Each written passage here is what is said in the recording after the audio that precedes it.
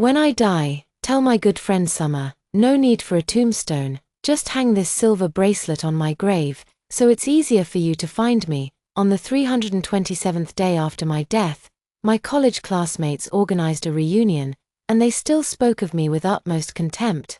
Inside a private room at the Shanghai Jinyutang restaurant, the atmosphere was filled with toasts and discussions. The most outstanding among our class has to be Ethan, right, of course. His company is so big that even top university graduates have to fight to get in. If Shunuo knew she gave up such a cash cow, she'd regret it to no end. Unanimously, they recalled the time in college when Ethan and I were the most outstanding campus couple. I was the one who pursued him. Ethan's pursuit was grand and passionate, but on graduation night, he was the first to say he loved me, and also the first to say he didn't love me. Someone broke the silence, saying that if Emily hadn't broken up with him, she would be Mrs. Song now. The words had just faded when the door of the private room was pushed open. Ethan, dressed in a black suit with a dark patterned tie, appeared cold, dignified, and exuded an aura of unapproachability. "Sorry, I'm late." The classmates exchanged glances and rushed forward to flatter him. "Ethan, I heard you got engaged to the daughter of the Shu family not long ago. Congratulations. And that painting at the charity gala recently, you spent 20 million to buy it. So generous." If Emily knew about Jade's achievements now, she'd probably regret it to the core. Who knows, maybe she's living a carefree life. I even saw her WeChat moments last week. She's selling things abroad. Ethan, who had just picked up his glass, raised his eyes, his face expressionless, and merely swirled the wine. "Is that so?" These simple words were enough for those around him to hear his indifference and rejection towards me. The surroundings fell silent instantly. Someone noticed that Ethan didn't want to discuss the topic and quickly smoothed things over, changing the subject, and the atmosphere became lively again. Midway through the gathering, Ethan got up to get some fresh air. As he took out a cigarette, he saw his friend Ryan approaching. Ethan looked at him, surprised. "What's going on? You, a busy person like you, actually come to this kind of gathering?" Ethan casually said. "They're all classmates." Ryan smiled and glanced at him. "The painting you bid on is Emily's, right? Even if you don't mention the pen name LWN, the prototype of the figure in the painting is obviously you." Ethan twirled the lighter without speaking. Ryan tossed out a sentence. "Ethan, you've been separated for 5 years. Are you still thinking about her?" Ethan's eyes lit up, sharp as a knife.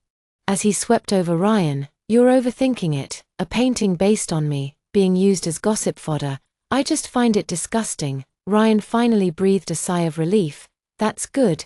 People like Emily are really not worth it. I'll go back first. All those compliments are making my ears itch." Ethan didn't move. Leaning against the railing, the lighter clicked, and a flame ignited. Lighting a cigarette, smoke mingled with the night, blurring even the scenery before him. He couldn't help but recall the day they broke up 5 years ago. She was always gentle, but her face was cold at the breakup. She said, "Ethan, college romances are just for fun. You don't actually think there's a future, do you? Ethan, you have nothing. Why should I suffer with you? Once we leave the school gates, you and I will be separated, never to meet again." Those words have become a nightmare that Ethan has been unable to shake off over the years. As the cigarette burned to its end, a mocking smile tugged at his thin lips as he stubbed it out.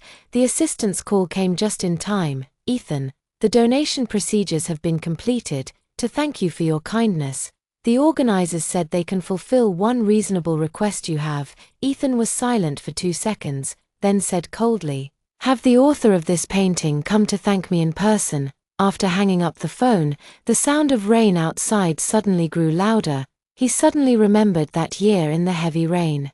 She dragged him to the mountains to find inspiration. She was soaked, but her eyes sparkled as she said to him, "Ethan, you are the first person willing to go crazy with me like this. I like you so much." The sound of rain splattering against my chest, a wave of annoyance surging through my mind. He sent a message to class. "I'm leaving first. I have something to do." The driver was already waiting. Ethan bent down to get into the car and said in a low voice, "Home."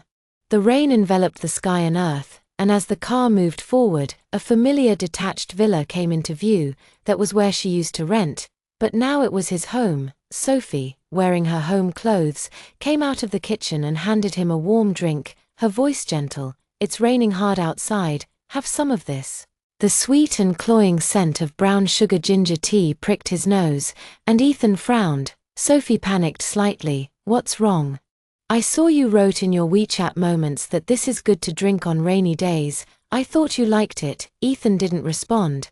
That WeChat moment was from his college days. Back then, his investment venture had failed, and he returned home without a word, his soaked clothes clinging to his body. She brought over a bowl of ginger tea and said softly, "Ethan, I believe you will succeed. Drink this, and everything will be all right." He photographed the empty bowl, subtly showing off his love. "Brown sugar ginger tea goes best with rainy days." Now, he gently pushed Sophie's hand away. "I don't like it anymore, don't prepare it next time." Sophie was stunned for a moment, then smiled and said, "Okay, by the way, I'd like to turn the basement into a studio. Do you think that's okay?" The word basement pricked Ethan's eardrums like a needle. The hand holding his glass paused. That place was all too familiar to him. It held their laughter, vows, and warmth. He responded gently, "You can change it however you like. I'll have the workers come tomorrow." Sophie smiled sweetly. "Ethan, you're so kind." Ethan nods. "Go to bed early. I still have official business to deal with." Sophie watched him go upstairs, a deep light flashing in her eyes. She murmured softly, "Emily, if you can do it, so can I." The next day, Sophie left early. Ethan looked at the empty villa and ordered over the phone, "Have the people from the design company come over. I want to remodel the basement." He hung up the phone, stared at the basement door, hesitated for a long time, and finally pushed it open. The walls were splattered with old paint, the colors long faded, the theater labels peeking out from the cracks of the corner boxes were all familiar traces. Those memories flooded back. Here, they had laughed, been intimate, made promises. Ethan's fingertips trembled slightly as he picked up a hammer and slammed it down hard. Fragments scattered, and a hardcover sketchbook slid to his feet. The open page displayed naive and clumsy lines. The words LWN in the lower right corner were repeatedly traced over and over. It was her that he had once drawn. Back then, he secretly learned to draw in order to catch up with her. She smiled and hugged him. "Ethan, how about I marry you when you've painted 100 portraits of me?" But just as he was finishing his 99th painting, she broke up with him. He gritted his teeth, his breathing became rapid, and his eyes gradually turned cold. The flame of the lighter leaped out, igniting the sketchbook and the last of his emotions. "Emily," he whispered, "I'm waiting for you to come find me so we can settle this score." The firelight flickered on the ground, like a belated farewell. Ethan took a deep breath, turned, and walked out of the basement, grabbing his car keys on his way to the office. "I had just reached the office door when I saw the assistant leading some people carrying a large object. A corner of the dust cloth slipped, revealing a familiar color, and his eyes sharpened. "This is a painting the charity just sent over," the assistant explained carefully. Ethan coldly said, "Throw it to the warehouse in the southern part of the city." The assistant was puzzled. A painting bought for 20 million is now to be abandoned in the warehouse, but he didn't dare ask more, and could only respond immediately, "Okay, Ethan." Ethan didn't say anything more, walked straight into the office, sat down, and casually flipped open the documents on the desk, but didn't turn a page for a long time. Shortly after, the assistant returned with the phone and respectfully reported, "Ethan, the organizers said they can't reach the artist himself at the moment." Ethan didn't even look up, his tone cold. "That's their business. Don't bother me with this kind of news." The assistant was taken aback, understanding that Ethan was determined to have the organizers meet his demands. After a moment's thought, he carefully added, "I'll try to communicate with them again. But they said that the painter was terminally ill when he initially entrusted them with the paintings, so they're not sure if they can still find the person." Ethan suddenly looked up, his stern expression startling the assistant, but the next second, the image of the painting surfaced in his mind. "Some people," he mocked in a low voice, "just love to make up a terminal illness story to sell at a high price. Do they really think buyers are fools?" His face grew colder, a sneer twisting his lips. It seemed Emily had also become the kind of person he detested most. He pulled out the file and instructed, "Tell the organizers, either let me see the person, or I'll return the painting. The charity gala is over, and a buyer returning goods, that's no small matter, it will ruin their reputation." The assistant nodded quickly, understood. Ethan. It was getting dark when Ethan finally left the office. Back home, as soon as he pushed open the door, a sound came from the basement. He walked over and saw Sophie was busy, and frowned. These things can be left to the workers. Sophie was startled at first, but when she saw it was him, her face immediately bloomed into a smile. "How could that be the same? This is my own special world." Ethan said no more, his gaze sweeping over the now unfamiliar basement. "What's wrong? Is something not arranged properly?" Sophie asked cautiously. Ethan smiled faintly. "No, it's very good." She breathed a sigh of relief and took the opportunity to jingle the wind chimes on the wall, changing the subject. "Jiayu, my parents called this morning to ask when we're free. They want to invite you home for a meal." Ethan was stunned, looking at her expectant gaze, and did not hesitate. "This Saturday. I'll prepare in advance what your uncle and aunt like. No need to bring anything. Your presence is the best gift." Sophie smiled gently and couldn't help but hug him. Her fingertips brushed against the side of his neck, and Ethan's shoulders tensed slightly, but he quickly regained his composure, hugging her back while calling his assistant. "Clear my schedule for Saturday." The assistant hesitated. "Ethan, the organizers said that the artist LWN is willing to meet, and they've scheduled it for this Saturday." His eyes darkened as he looked at Sophie. "Let them change the time. Jiayu, it's just dinner on Saturday, you don't have to be so serious about it," she whispered, trying to persuade her. "Nothing is more important than you," he said, his tone leaving no room for doubt. She shook her head. "But I don't want to delay your work because of me," Ethan then coldly said to the phone. "Then let's set it for 3 p.m. on Saturday." Hanging up the phone, he said to her, "I'll go get the car. We'll go to the mall to get gifts for your parents." Sophie nodded meekly, and after he walked away, she looked at the basement, a glint of grimness flashing in her eyes. "Emily, why did you have to come back and mess up my life on Saturday?" Ethan went straight to the agreed-upon coffee shop after work. Pushing the door open, he saw the back of a woman by the window, thought it was Emily, and strode over. When that face turned around, his brows furrowed. "Summer, how is it you?" Summer said expressionlessly. "You and LWN broke up so long ago. What do you want to see her for?" Ethan narrowed his eyes and said in a low voice, "You're not qualified to ask me." "She can't come," Summer said in a calm tone. Ethan sneered. "What? 2 million can't even get her to show her face?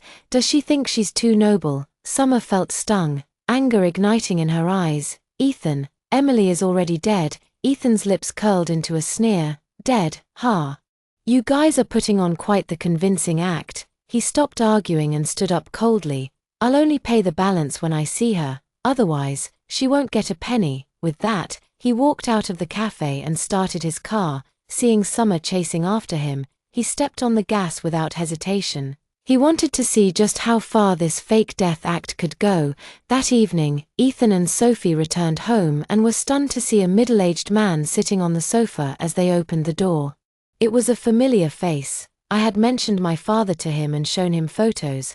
My father had an affair after I got married, and we broke off contact long ago." "Mr. Henry Shue said with a smile, "You must be Ethan. Come, have a seat." Sophie giggled. "Dad, Jiayu is very nice to me." At the dinner table, the walls were covered with heartwarming family photos of Sophie's family, the kind of happiness that never seemed to be absent year after year, which made Ethan frown slightly, leaving the Shue family. He sat in the car, the words echoing in his ears. "She is already dead." He opened his phone and sent a message to the university class. "Did you say she was abroad last time?" Class quickly replied with a screenshot. In the photo, she was standing in front of the Louvre, smiling brightly, with a strange man beside her, his arm around her shoulder, very affectionate. The release date is July 15th, less than a month away. The anger in his heart surged. Less than a month ago, a healthy person. How could he just die? He called his assistant in a cold voice. "Within 3 days." I want to see Emily. Hanging up the phone, a WeChat message popped up from Sophie. Jiayu, my parents are very happy with you, and they're even asking when we're getting married. Then another message came. By the way, Dad said he had a daughter before he got married, but they lost contact a long time ago. You wouldn't mind, would you? If you think there will be too few people at the wedding, I can ask Dad to try and find her. Ethan replied, no need, marriage is no one else's business. Sophie replied, that's right, I heard she settled abroad with her boyfriend, so let's not bother her. The word boyfriend reflected a cold glint in Ethan's eyes, deepening the sense of irony. The next day, Ethan had just stepped into the company when he received an internal call. Ethan, there's a Miss Summer downstairs who says she wants to see you. Ethan lightly tapped his fingers on the desk, a cold glint appeared in his eyes. Persistent attempts to bother him one after another were rather uncommon. He was probably just making up more lies to get that last payment. He coldly said, no. He didn't expect that Summer was waiting for him at the company entrance until he got off work. As soon as she walked out of the building, she rushed forward. Ethan, when will the final payment for the painting arrive? Ethan said coldly, when Emily comes to thank me in person, that's when the money arrives. If you can't do that, don't even think about taking the money and running. Summer looked at him in shock, her voice trembling slightly. You think LWN took the money to enjoy herself? He's really dead. Before he died, he signed a donation agreement for this money to be donated to the Northwest Disabled Children's Welfare Fund. Now there are more than 30 children waiting for this money for surgery. If you don't give it, just return the painting. I'm in a hurry to find a buyer. Ethan snorted. Another moral blackmail, I said, unless Emily comes in person, not a single penny will be moved. Having said that, he turned and got into the Rolls-Royce.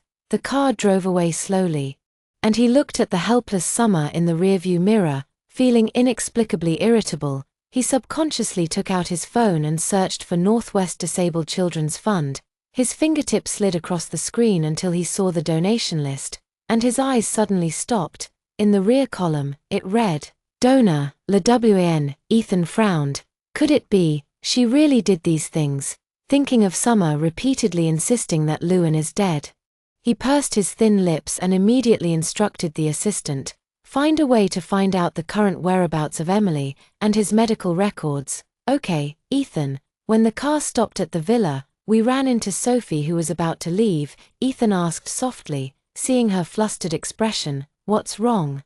Why the rush? Sophie looked troubled. There's a problem with some of my paintings that I put up for sale in the gallery. I publicly stated before that I would donate the proceeds. But the gallery found that a peer had stolen my data and claimed that he had donated it. Now fans are questioning whether I'm falsely claiming to donate, and I have to clarify it myself. Ethan frowned slightly. Did you find out who it was? I'll have the company's legal team go with you, Sophie said in a low voice. LWAN. Ethan's eyes instantly darkened. That night, Song Corporation's lawyer's letter was quickly delivered to Lewan's studio, demanding a reasonable explanation for the donation fraud incident, otherwise they would immediately file a lawsuit. At the same time, Song Corporation issued a statement, and the internet exploded instantly, using tragic stories as scripts and public welfare as a guise. Is LWN taking everyone for fools, even cheating the child's life-saving money? What a scumbag. The industry should completely ban him. #LWN's donation fraud and #Song's rights protection quickly topped the trending searches. My Weibo comment section was quickly flooded with curses. Ethan slid his finger across the screen, his eyes cold and indifferent. The more turbulent the public opinion, the more he wanted to see if I could withstand it. No matter how much netizens cursed, my studio never responded. Some marketing accounts even revealed that I was the one who pursued Ethan back then. Now, I've given up a golden opportunity and am back to scamming money. Some media outlets even called the foundation, only to receive a no-comment response, intensifying the doubts. More than 20 buyers who collected my paintings jointly issued a statement demanding a refund of their purchase money. Late at night, the studio finally responded. It took some time to gather the evidence. In fact, the money LWAN made from selling her paintings had already been used for the children's surgery fees. The post was accompanied by 12 images, bank statements, donation records, and photos of the children who had been helped. Some netizens hesitated. "I am a bank employee, and these statements are real," but someone immediately questioned, "Besides the 20 million, there's also nearly 10 million in income from the high-price sale of artworks. What does that amount to? Isn't that still a fraudulent donation?" This comment quickly rose to the top of the most popular comments. "And I myself never made an appearance." Ethan watched the public opinion snowball with a cold eye, a sardonic smile tugging at the corner of his lips. "He originally thought I wouldn't last 24 hours, but now, a day and a night have passed, and I still haven't appeared." Just then, the phone screen lit up. Ethan randomly clicked, but his eyes focused. The studio released another statement, this time with only one photo, a death certificate. "This is to certify that citizen Emily died on August 15, 2024, due to unsuccessful resuscitation efforts following an illness." That bright red official seal was particularly glaring on the screen. The comment section exploded instantly. "Dead? Who can account for all that money from before? If the person is gone, how could he have committed charity fraud? Could there be some misunderstanding? Does the timing of the painting sales add up? Is someone really trying to frame him?"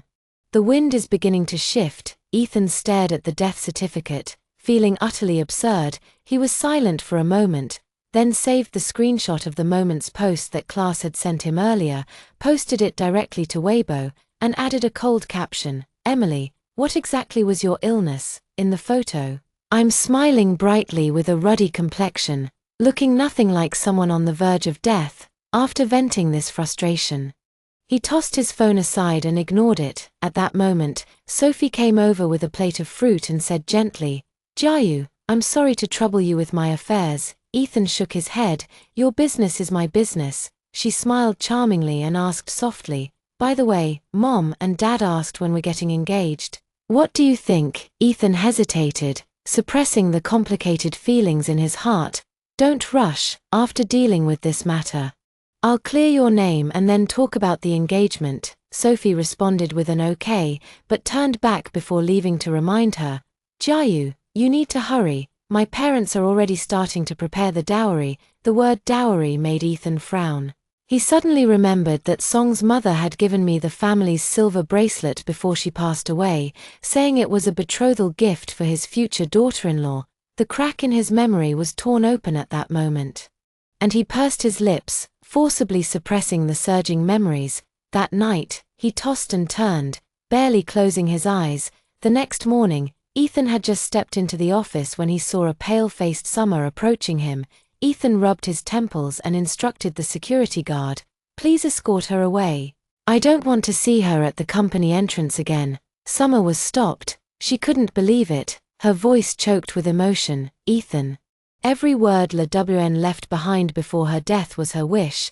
Do you have to push things this far?" Ethan paused and said coldly, "This has nothing to do with me." "Oh, and tell Emily to return my bracelet. He's not worthy of it." Looking at his departing figure, Summer shouted hoarsely, "Didn't you want to see Emily? Longitude 109 degrees 40 minutes east, latitude 35 degrees 05 minutes north, the northwest border. Go find her." Her piercing screams sounded ridiculous to Ethan. With a grim face, he ordered, "Don't let her make a scene at the door." Back in the office, he picked up the file but couldn't focus on a single word. After hesitating for a moment, he entered the coordinates into the computer map. The screen loaded, and a desolate expanse of yellow earth appeared before him. Ethan stared at the red, his fingers slightly tightening, before finally closing the interface and trying to suppress the restlessness in his heart. Shortly after, the assistant pushed the door open and entered. "Ethan, that scene at the company entrance just now was captured by the media." Ethan's eyes narrowed. "How did the media get here?" The assistant carefully replied, "Recently, because of Sophie, the media has been waiting nearby." His brow furrowed even deeper. The assistant continued, steeling himself, "Now netizens are urging the company to respond, and they've at Ed Shungri Media, saying they're willing to live-stream the entire investigation to verify the truth. Shungri Media has always had an excellent reputation and never fabricates gossip." If I don't go, I'll be suspected of having something to hide. Ethan rubbed his temples, a cold sneer flashing in his eyes. Okay. Contact public relations and have them issue a statement. That afternoon, Song Corporation's official Weibo account pinned an update. A partnership has been reached with Shengri Media. We will be heading to the northwest frontier tomorrow to live-stream the investigation and uncover the truth. The comments section exploded instantly. Ethan is quick to act. We must investigate thoroughly. We must not let scammers use death as a shield. Victory Media is reliable. Waiting for the livestream, and Emily's studio, remains silent. The next day, the livestream started on time. In less than 10 minutes after the broadcast began, the number of viewers exceeded 5 figures. The comments flashed by quickly. Exciting. I love watching this kind of live broadcast. Ethan's aura is too strong. Take the reporter to find out. Ethan closed his eyes and leaned back in his seat to rest. 3 days later, the convoy crossed the Chilean mountains, found a local guide, and arrived at the northwestern frontier. The accompanying reporter held up a camera, aiming at the desolate scenery outside the car window: bumpy dirt roads, low adobe houses. As different as two worlds from the bustling city, Ethan's Adam's apple bobbed slightly. This barrenness was completely different from the unrestrained extravagance he had imagined. Mr. Song, the reporter in the back row suddenly said, I saw the sign for the Emily Charity Foundation. Should we go take a look? Ethan hadn't answered yet. The guide turned back, his expression serious. You're looking for Mr. Shu, then you've come to the right place. All our children rely on him to study. And sick children also had surgery with his money. Without him, many people would have given up long ago. The guide's words were like a cold needle, piercing Ethan's heart. The corners of his mouth twitched slightly, but he still said coldly, Go to the foundation. The car stopped in front of the foundation, and the group followed the guide inside. Several disabled children were sitting around a stone table in the sun, one of whom, a little girl with a missing arm, was clutching a crayon that was almost used up. She ran over and looked up at the guide, asking, Uncle Lee, are they here to bring drawing paper? Teacher Shu said that if we have drawing paper, we won't have to draw in the sand anymore. At this moment, Ethan's media and the barrage behind him were silent. After a long while, a barrage floated across the live broadcast room. If Emily really used these kids to gain sympathy, that would be inhumane. The guide comforted the child with a few words and turned to Ethan and the others, saying, Sirs, if you are looking for Teacher Shu, he is on the sandy slope to the north. Just follow this road. Ethan paused for a moment, then turned and walked towards the car. The night wind, carrying sand, beat against the car windows, crackling like a low weeping. When the car arrived at the sandy slope, there was no one around. The live stream comments stirred again. There's not a soul in sight. Are they messing with us? This place looks unsafe. Has anyone ever really lived here? Ethan frowned, but out of the corner of his eye, he caught a faint light at the top of the slope. His heart tightened, and he strode up the slope, the lurse burying his ankles, the wind howling even more fiercely. The reporter struggled to keep up with the camera on his shoulder, the lens shaking violently. As he crested the hill, a small grave surrounded by stones came into view. Scattered before the grave were childish drawings and long-rotted offerings, and on a weathered wooden headstone were simply 5 words. Emily's grave. A silver bracelet swayed in the wind from a withered tree branch. In the boundless yellow sand, the wind howled incessantly. The live broadcast room exploded instantly. Oh my God, it's really a tombstone. Shu Luan is really dead. This grave is too simple. But you can see they used their best intentions. It would be too fake to play dead. This place is so poor.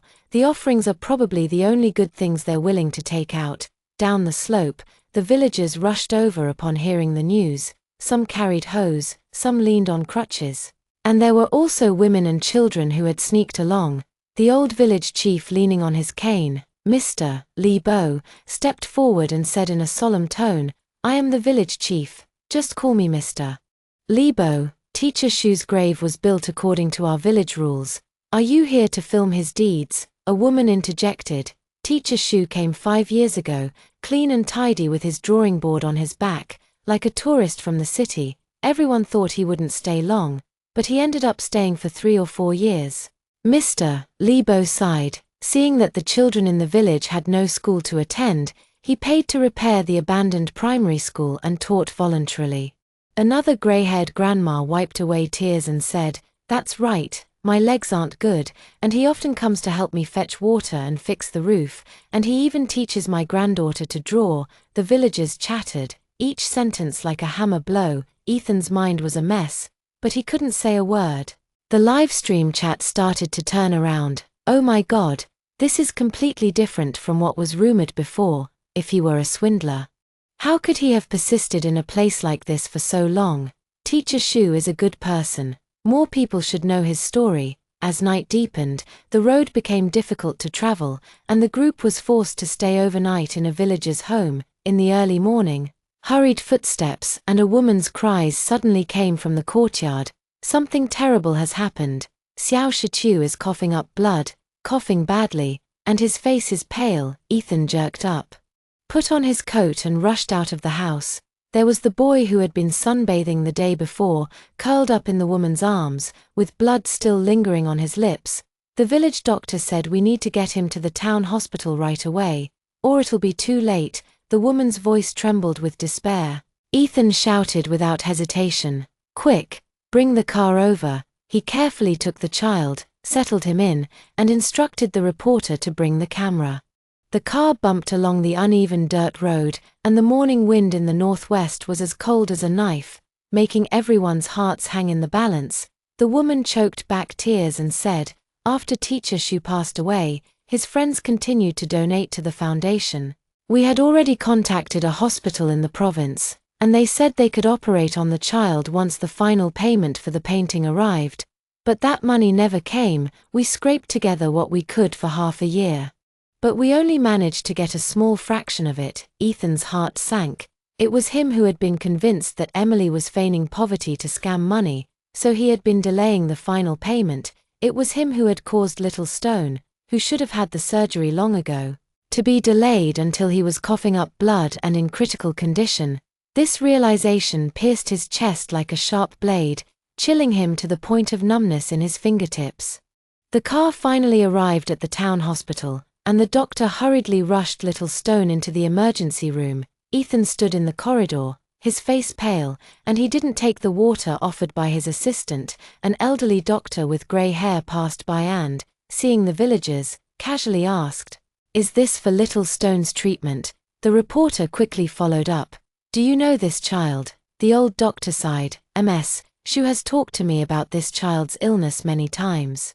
The reporter took the opportunity to ask me. The old doctor's tone softened immediately. "Sophie, when she first came, she could barely stand, and she said she had to rush back to teach the children. She is the person I have ever seen with the strongest will to live, not for herself, but for those children. It's a pity that in the end," he paused, didn't say any more, just shook his head, and turned to go into the office. Ethan froze in place, the old doctor's words overwhelming him like a tide. The barrage in the live broadcast room was also silent for a while, then split into two factions. If she could bribe everyone here, from the children to the villagers to the doctors, then Emily would be too scary. "I think it's real. Not everyone can be acting. More and more evidence shows that we wronged her." The light in the emergency room was still on. Ethan stared at the door, guilt and remorse surging like a tide. The experience in the Northwest was quickly reported by the media in its entirety, and the topic of Song's unscrupulous enterprise quickly climbed to the top of the trending searches. Netizens flocked to Song's official account to question, "Isn't Song's trying to ride the wave? Knowing she can't come out and clarify, they're still bullying her like this." They accused her of faking donations and her death before, but now that her grave has been found, why is the Song family silent? Partners have sent notices of postponing cooperation, the public relations department is in a frenzy, and the assistant has sent more than a dozen messages urging Athanto return to Shanghai. Back at the villa, Sophie greeted her, her voice full of worry. "Jiayu, don't be too anxious. The gallery clearly stated that LWAN misappropriated my public welfare data at the beginning. Who knew it would turn out like this?" Ethan raised his hand to interrupt, walked to the living room sofa, and called the public relations department. Prepare a statement, quickly, I'll decide the content, soon. Ethan released a statement through his personal account, which Guanhao then reposted, based on my on-site investigation. The previous rumors about Emily's fraudulent donation and feigned death were a serious misunderstanding caused by information errors. I would like to extend my sincerest apologies to Emily, regarding questions about the use of donations. We have established a special investigation team that will thoroughly investigate the sources of information for the gallery and related personnel and publicize the results. The song group will fully fund the operating expenses of the Disabled Children's Foundation for the next 3 years, and has arranged a team of experts to ensure the smooth operation of Xiaoshitu's surgery. I will personally donate to build a Hope Primary School to allow local children to continue their studies. After the statement was released, the attitude of netizens gradually softened. The songs at least have some sense of responsibility.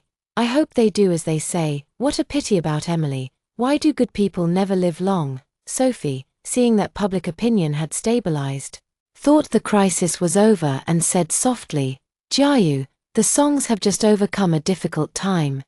Next, let's focus on the company and not be distracted. Ethan didn't respond immediately, twirling the pen between his fingers unconsciously for a couple of circles. After a few seconds, his voice was calm. Don't worry about these things, I just want to find out about Emily's matter. Sophie's smile instantly froze. She feigned composure, lowered her eyes, and was about to speak, but Ethan coldly interrupted her. If you have nothing else, go back, I have work to do. He retreated stiffly, his fingernails almost digging into his palm. He couldn't let him investigate further. He had to make him completely give up any thoughts of Emily. Night cloaks the city. The lights outside the French window are hazy. Ethan rubs his temples, and an email from his assistant suddenly pops up in the lower right corner of the computer, marked Emily's profile. He opened his inbox, his heart leaping. 2 files lay there quietly. The first one, titled Emily's Medical Records 2018 to 2024, March 2018. Suspected early-stage gastric cancer, November 2020, deterioration, midterm, May 2022. The words advanced stage were heavily circled in red pen. Last page, August 2024, surgery failed, death. The second document is a log of activities, April 12, 2018, arrived in the Northwest, September 5, 2019, ran to 3 companies to raise funds and was rejected, June 20, 2021, started a free tutoring class. Every line of cold writing was like a dull knife, cutting into Ethan's shit bit by bit. He leaned back in his chair, his eyes aching and sore, but the words spoken at the time of their breakup kept flashing through his mind. You and I are worlds apart, never to meet again. It turned out that this farewell really was forever. Just as dawn broke, Ethan drove straight to the company's collection warehouse. He pushed open the heavy iron door, and a musty smell rushed over him. The painting hung quietly at the very back. He unveiled the canvas, and the details slowly emerged. Against a dark background, a magnolia stubbornly bloomed, the edges of its petals tinged with a light red, like blood and also like light. It was a piece she created not long after her diagnosis. Ethan's voice was hoarse as he called his assistant. Transfer the final payment, multiplied by 10. Transfer all of it to the foundation account. Hanging up, he looked at the painting, his heart feeling like it was being torn apart. No amount of money could bring back her bright smile. Ethan's voice was as cold as a blade, the air freezing instantly, the pressure in the office almost suffocating. Sophie froze in place, her fingers gripping the edge of the paper cup, knuckles slightly white. His eyes flickered with panicked light, and he stammered, Jiayu, I really didn't know. My mom was just confused for a moment, and I couldn't talk her out of it. She just, Ethan interrupted, his gaze so sharp it could pierce the heart. Just want to destroy the last bit of reputation of a dead person, just want to trade a child's life for luxury goods. I didn't, Sophie denied anxiously, her voice a little broken. Her Adam's apple bobbed as she tried to squeeze out a look of grievance, and her eyes even glistened with tears. Jiayu, I'm just afraid of losing you. I know you still can't let her go. I'm afraid that once you discover the traces she left behind, you'll never look at me again. So, you found someone to create fake images, hired online trolls to manipulate public opinion, deliberately released those rumors, and dragged her out of her grave to kill her again. With each word, his tone grew colder. Sophie, are you afraid of losing me, or afraid of losing what you want? Sophie's face turned pale. She opened her mouth, but couldn't make a sound. Ethan stood up, looked down at him, and said in a voice devoid of emotion, "From today on, I will thoroughly investigate you and your family's gallery. The lawyer's letter will be delivered to your home. Stop trying to muddle through with tears and excuses. I owe Emily enough already, and I won't let anyone trample on her again." Sophie's breathing quickened, her fingers grasping in the air, as if trying to grab something, but Ethan had already turned his back to her, picking up the phone to instruct his assistant, "Get the legal team to the meeting room, meeting tonight." At the door, Sophie's heels made a messy sound as she staggered backward, her figure disheveled. Ethan leaned against the French window, watching the sunset glow in the sky, his eyes filled with solemnity. The city lights began to twinkle, and his reflection intertwined with the twilight on the glass. As if separated by an insurmountable world, he murmured to himself, "Le WN, the innocence I owe you, the future I owe you, I will definitely repay this time." Ethan's Adam's apple bobbed slightly. His fingertip hovered above the screen for a long time, before he took a deep breath and clicked. The video played slowly, the camera shaking, the light dim and yellow. In the picture, Emily leaned against a mud wall, the wind blowing her hair against her face. She smiled forcefully, but even the wrinkles at the corners of her eyes looked tired. "Jiayu," her voice was hoarse, but deliberately softened. "Little Stone learned to draw a complete flower today." He laughed so loud. I laughed along with him. You know what, at that moment, I suddenly felt, so my world can still be this warm. She paused, raised her thin hands, and feebly grasped at the air. "I still remember you saying you'd paint 100 pictures of me. I want to see them again, even if it's just for a glance." The camera shakes. She seems to be wiping away tears. "If one day you see these videos, don't be sad." She inhaled softly, trying hard to raise the corners of her mouth into a smile. "What I want you to remember is the way I looked when I was smiling." The video stopped abruptly. Ethan stared at the screen, his chest feeling as if a massive stone was pressing down on it, his breathing gradually becoming more rapid. He finally understood that what he had perceived as indifference and betrayal all those years had been nothing more than his own prejudice from beginning to end. "Mr. Lebo whispered from the side, "Teacher Shu was very ill in his last days. But he kept asking us to prepare the drawing paper, saying that once the money for the operation arrived, he would be able to take the children to the city. He never blamed you." Several children leaned against the stone steps, their small figures trembling slightly in the wind. They didn't understand the adults' disputes, but just looked up at Ethan, their eyes innocent and dewy. Ethan slowly squatted down, stroking the worn phone, his voice almost choked with emotion. "I'm sorry. It was my fault." The wind on the Lurs slope continued to blow, carrying away sand and tousling his hair. He raised his head, looking at this desolate and vast land, as if he finally understood all the traces left by Emily. It was not an escape, but a promise she fulfilled with her life. Ethan stood up, his voice low but firm. "I will protect this school for her. I will clear her name myself." The live broadcast camera silently captured this scene, and the barrage was quiet for a moment, followed by a screen full of slowly scrolling text. "She truly loved, and she truly worked hard. Ethan, don't delay any longer. Go do what she hoped for. Teacher Lewin, may your soul rest in peace." At this moment, the sound of the wind, the sound of the sand, and the throbbing of human hearts intertwined into a silent elegy, also becoming a new starting point for Ethan. That afternoon, the official account of the foundation released an announcement, attaching a screenshot of the bank transfer. "Today, we have received the payment transferred by Mr. Ethan, including the final payment for the artwork and an additional donation." As soon as the announcement was released, it went straight to the top of the trending searches. Netizens discussed it heatedly.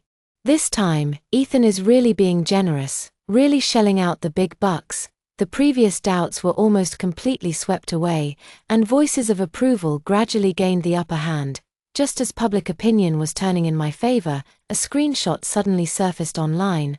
Someone had posted a status update on my social media account.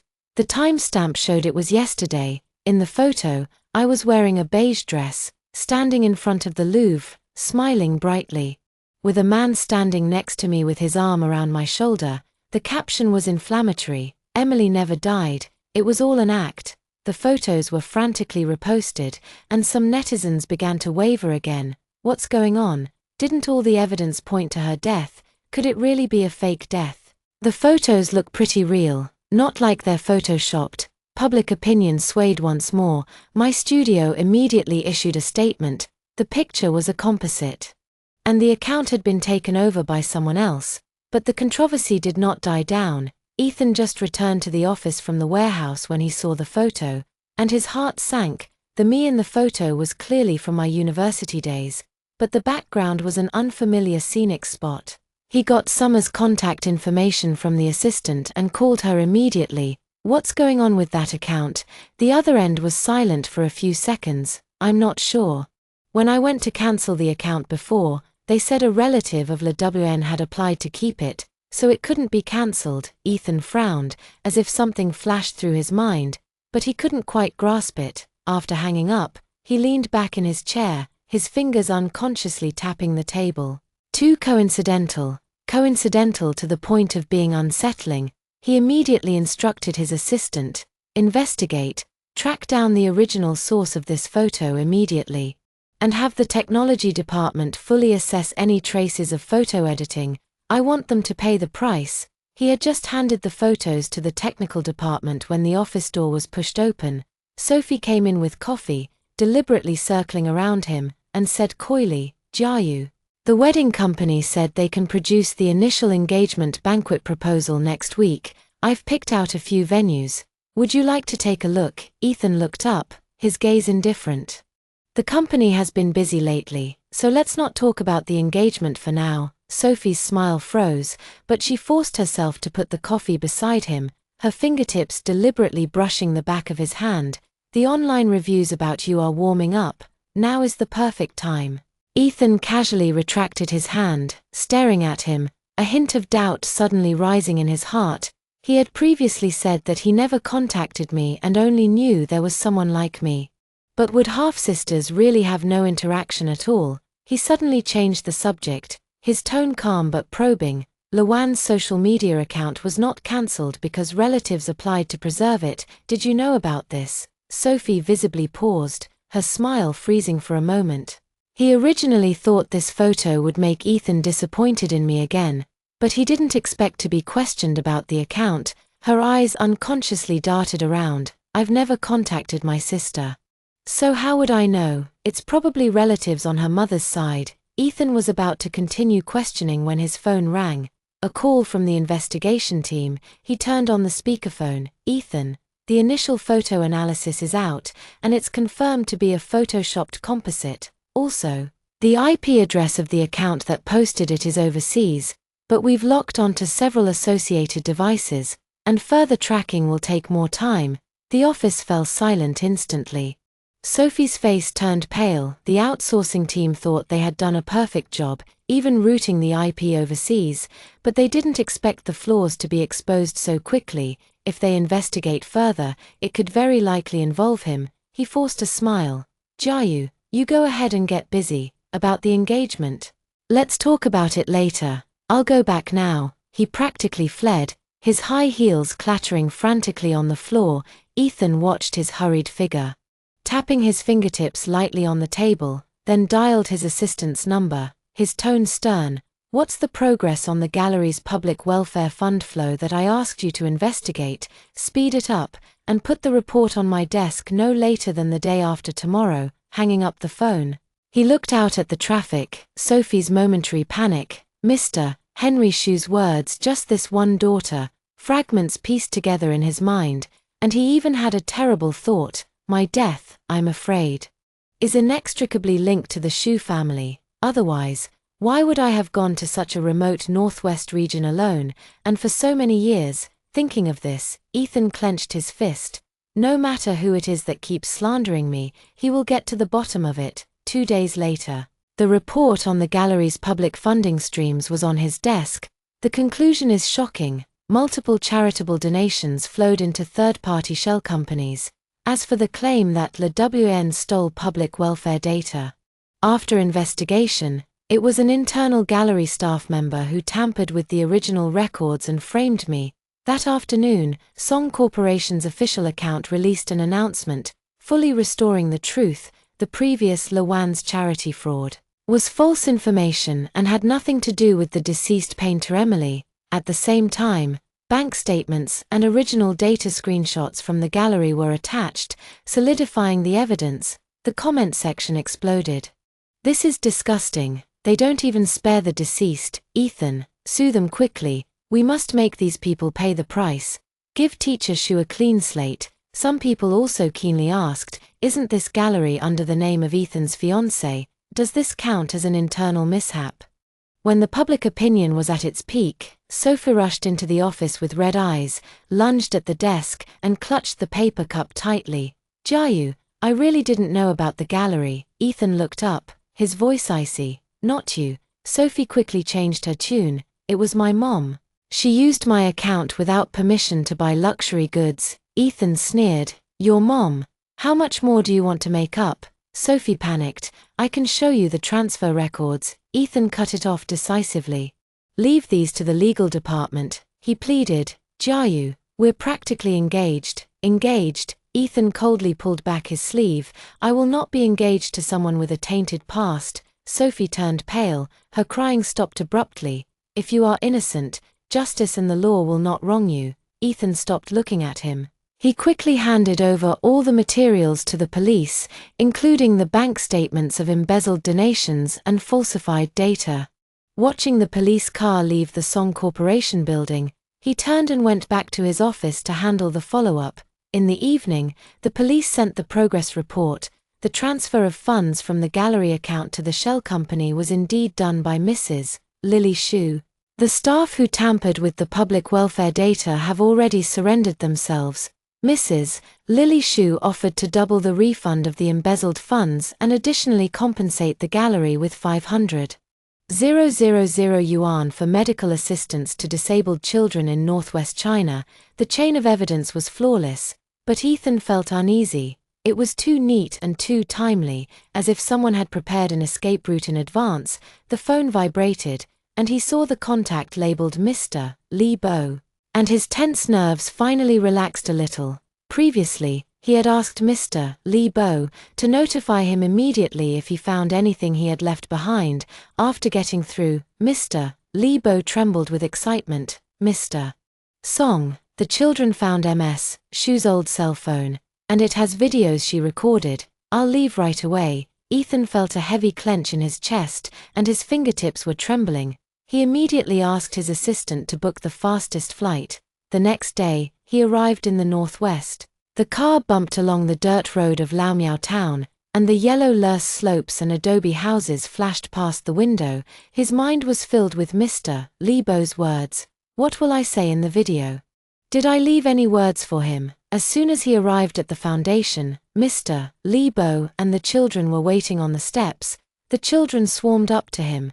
The little girl with the amputated arm looked up with a face covered in mud, her voice both crying and surprised. "Uncle Song, Teacher Shu is in the phone.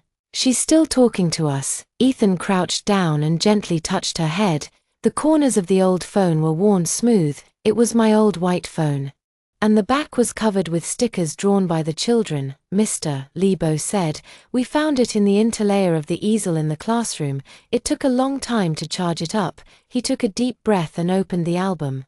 Videos arranged by time. The first one, March 15th, 2018, the day of the breakup. "I held the stomach cancer diagnosis. My eyes red. What should I do? Jiayu, I can't bear to leave you." The second one, April 12th, 2018, the first day of arriving in the northwest.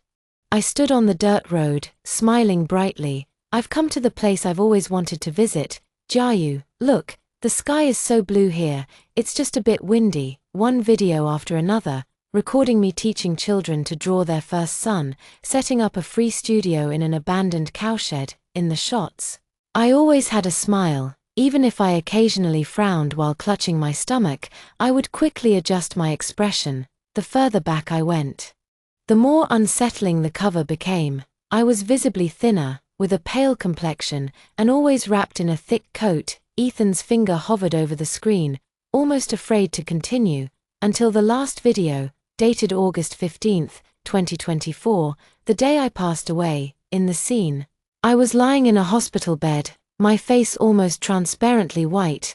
My hair was sparse after chemotherapy, covered with an off-white scarf. The white wall behind me was covered with children's drawings, in the 4-tube.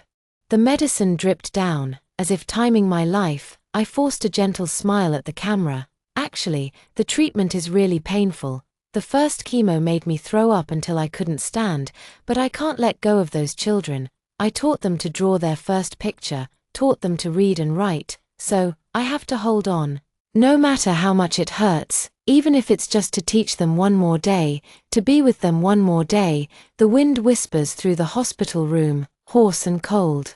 I subconsciously tightened my scarf and looked at the camera again, as if looking straight at him through the screen. Jiayu, do you remember, I said that when you finish 100 paintings, I will marry you, but you only painted 99. The camera swayed, and I held a painting in front of my chest. Under a magnolia tree, two figures stand side by side. Fortunately, I completed the 100th painting. I put down the painting, my face pale but looking earnestly at the camera. Ethan, just consider that I have married you. At the end of the video, I leaned against that painting and slowly closed my eyes. That lively and cheerful me will forever be frozen in this vibrant summer. Black screen. Ethan stared blankly at his phone, the final smile like a knife, piercing straight into his heart. The cold words from the day of the breakup, the misunderstandings and resentments of these years, swallowed him like a tide. He trembled as he replayed the video, his throat as if blocked. Unable to make any sound, the children and Mr. Li Bo had tears in their eyes.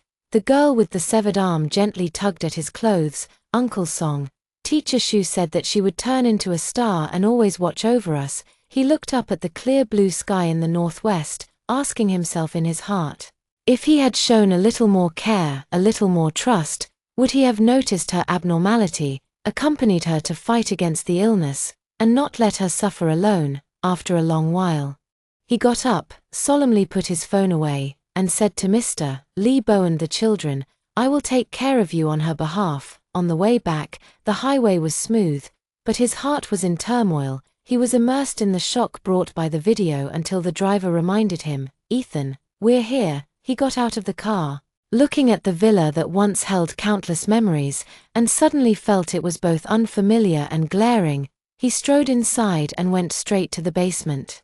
Pushing open the newly painted white door, he was met not with the paint-splattered walls of his memory, but with the wooden panels that Sofa liked. Hanging on the wall were no longer his sketches, but the commercial paintings he had copied. The shadow in his eyes deepened bit by bit. He raised his hand and tore the painting off the wall, letting it shatter to pieces on the floor. Looking at the mess, he felt a sense of relief. He immediately called his assistant. Have someone from Shanming Design come over now. Soon, the design team arrived, still muttering. We just finished revising it not long ago, and now we have to revise it again. Ethan stood in the center of the basement, pointing out the details to be restored one by one. No one dared to ask more questions and immediately began dismantling. I don't know how long it took, but the basement finally returned to its original state. Cement walls, fluorescent lights. It's just that those furnishings that belong to me are hard to find again. He waved for the others to leave, sat down alone, reopened my video, and murmured, LWN, this place has become your studio again. He watched my moments in the northwest over and over, every smile and frown, like a brand, etched into his heart. The phone rang abruptly. Good news came from the hospital. Mr. Song, Xiao Shitu's surgery was very successful. If the subsequent recovery goes smoothly, he will be able to return to a normal life. He took a deep breath. His voice trembled slightly but remained calm. "Don't worry about the recovery costs. I will add another 6 million. Someone will supervise the use of the funds throughout the process to ensure that every penny is spent on the child. They were her biggest concern before she died. From now on, I will take care of them." The next day, just as the video conference with the Northwest Public Welfare team ended, the head of the technology department knocked and entered. "The investigation has results, Ethan. After Miss Emily passed away, there were 2 abnormal logins to her social media accounts. Tracing the IP, the source is a hacker company registered overseas. We have contacted them through international channels. But they are taking a tough stance and are not cooperating at the moment." Ethan's fingertip paused, a chill in his eyes. "She's already gone, and someone is still tampering with her account," he said in a deep voice. "Continue to investigate. Money is not an issue. I want results." The tech lead agreed repeatedly, adding, "While tracing the IP, we also unexpectedly linked it to a dormant social media account. The bound phone number is Sophie's old number, and the ID is 11. Backup.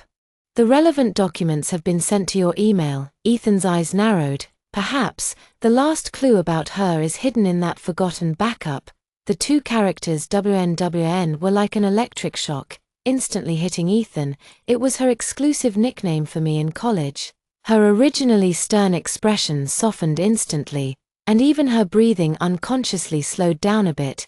He stared intently at the computer screen, and a compressed file popped up. He almost trembled as he clicked open the page. The moment it finished loading, memories flooded the screen. The first post was published in September 2017, a photo of holding hands, with the caption, "Finally chasing after the person I like." He scrolled down the timeline, these posts hiding too many memories between them. Their first date, first movie, first kiss, nearly 1,000 updates, like a silent movie, recording my joys, sorrows, and angers alone. Suddenly, his gaze stopped on one of them. Dad said, "You haven't been a member of the Shu family for a long time, so I don't even have a place to cry." So Dad took away Mom's property back then, and Mom and I were left homeless. The time showed it was the 3rd day after I was diagnosed with stomach cancer. A few short sentences, but containing a huge amount of information, impacted Ethan. Fire burned in his eyes, and he immediately called his assistant, his voice stern and resolute. "Terminate all cooperation with Shus, and tell other partners that whoever cooperates with Shus is going against our songs."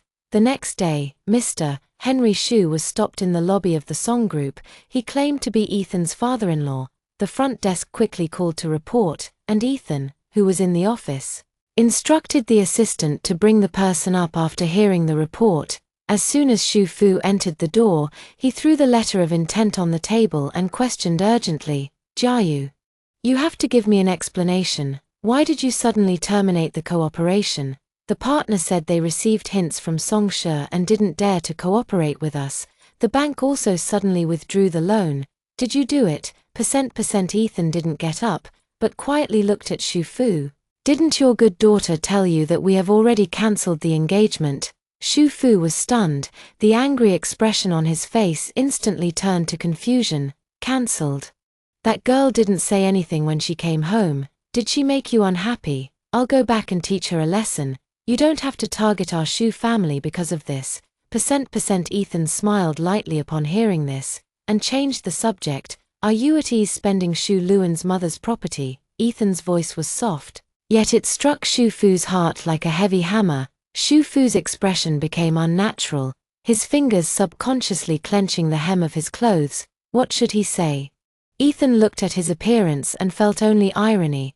"Perhaps the current predicament is the cause you planted in the past, and now you should bear the consequence. Either transform into a public welfare organization, injecting 50% of the related industry's profits over the next 5 years into the Northwest Disabled Children's Foundation, or wait for Shus to go bankrupt." He paused, his gaze falling on Shu Fu's trembling shoulders, and continued unhurriedly, "This is what you owe Wan.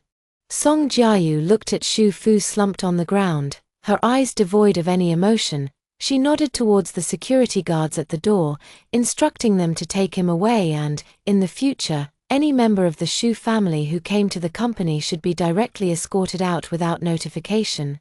The security personnel responded and stepped forward. Shu Fu struggled, still trying to get closer, but his arms were firmly held. He turned his head and roared in Song Jiayu's direction. Jiayu. For Uncle Yu's sake, for Luan's sake, please give me one more chance. Ethan didn't even bat an eyelid as the door slammed shut, cutting off all the noise. He leaned back against the leather chair and subconsciously pulled my old phone from his suit pocket. He wanted to hear my voice and see my face again. His fingertip gently pressed the power button, but the screen remained completely black and unresponsive. Ethan's heart sank, and he pressed the power button repeatedly with more force. But the phone remained like a cold brick, showing no signs of life. He quickly got up and contacted the technical department. His voice urgent, "Send your best engineer over immediately." In less than 5 minutes, the technical staff rushed over with equipment. Ethan handed over the phone, feigning composure, but his hands, hanging by his sides, clenched involuntarily, determined to preserve all the data. The engineer took the phone and immediately began testing it, his fingertips moving quickly across the device. Ethan's eyes were fixed on the worn-edged white phone. This was one of the few things I had left in the world, carrying the time he had missed. The air in the office seemed to freeze. Every second of waiting was agonizing, until the technician looked up. His voice with a bit of relief, "Ethan has been repaired. We also restored the diary backup in the phone." Ethan's heart leaped, and he almost staggered forward. He took the phone from the technician, opened the diary, and the words on the screen were clearly visible.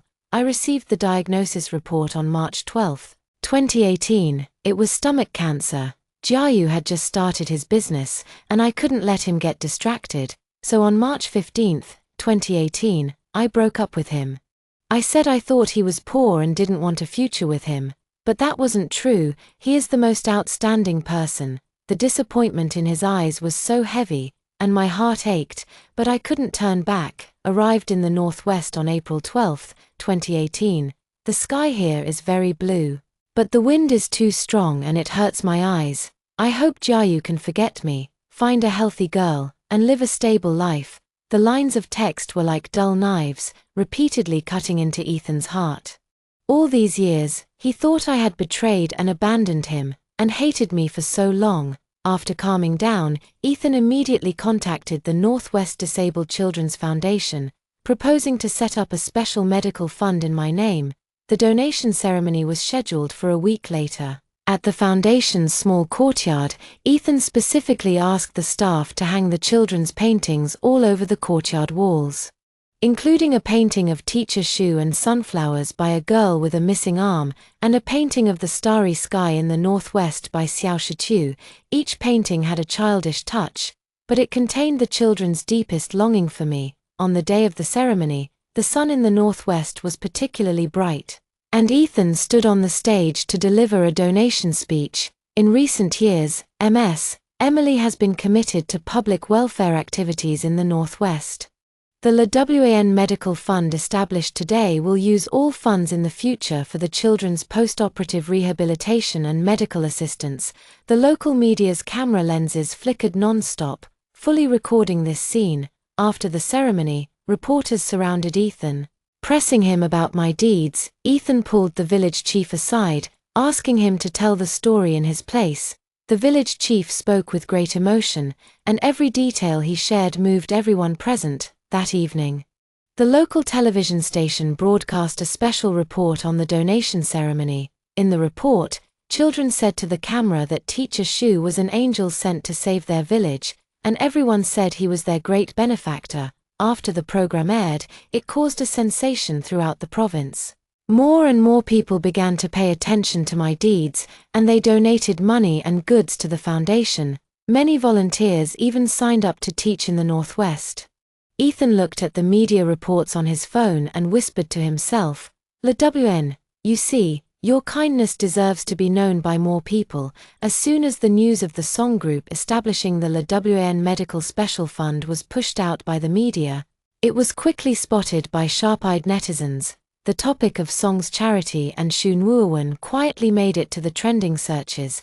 and the number of views exceeded 300 million in less than 2 hours. At first, the comment section was full of sharp voices of doubt, accusing capitalists of rushing to hype up the deceased and having already exploited Shu Nuowen for a wave of popularity before wanting to continue exploiting her. However, as more details were revealed, the tone of the comments gradually changed.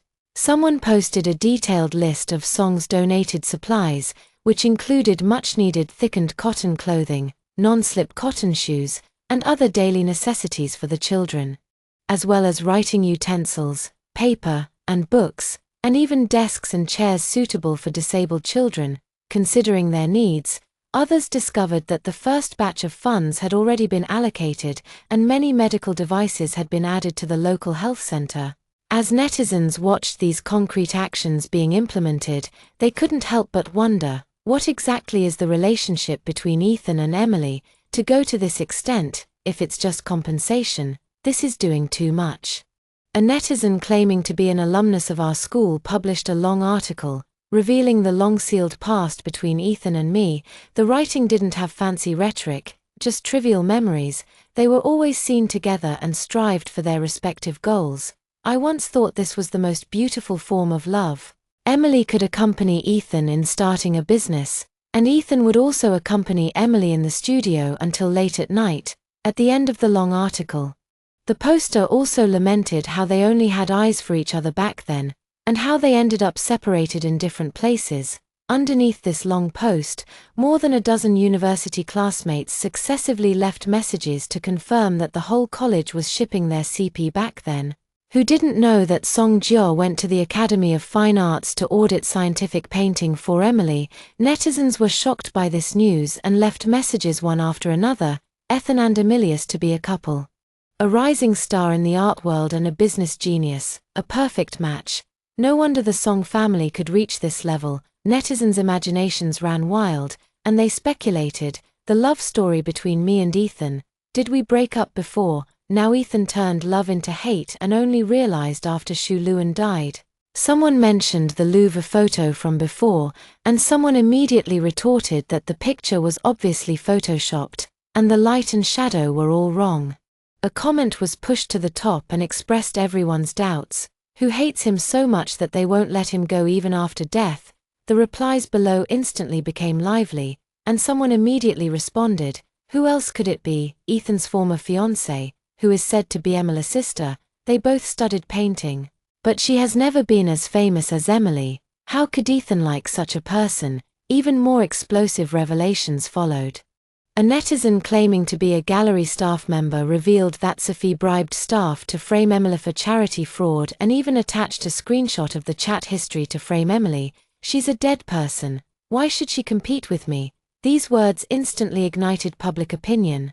And the comment section was full of voices standing up for me, feeling sorry for Shu Wan for having to take the blame even after death.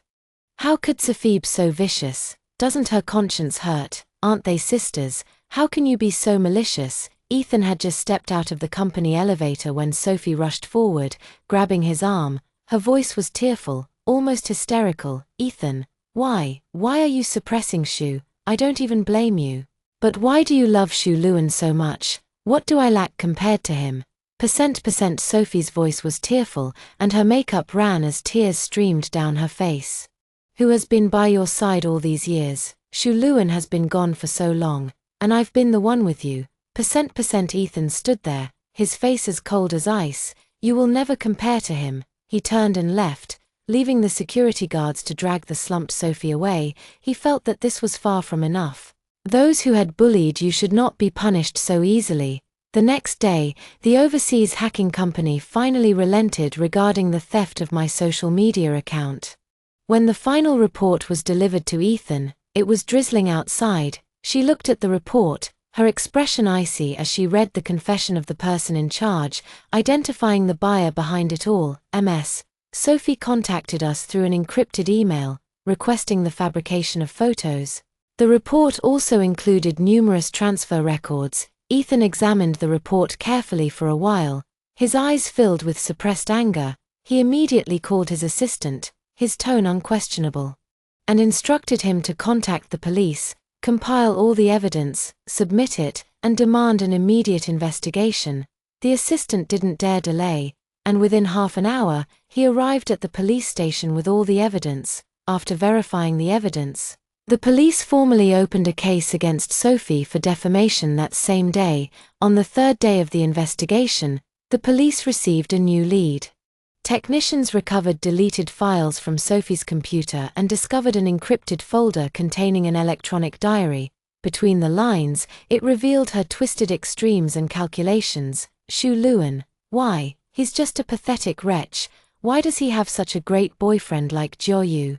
Shu Luan has stomach cancer. Great, my chance has come. As long as he disappears, Jiu can only be mine. Ethan sat in the police station's waiting room. Looking at the printed diary given by the officers, every word felt like a poisonous needle, sharply piercing his heart.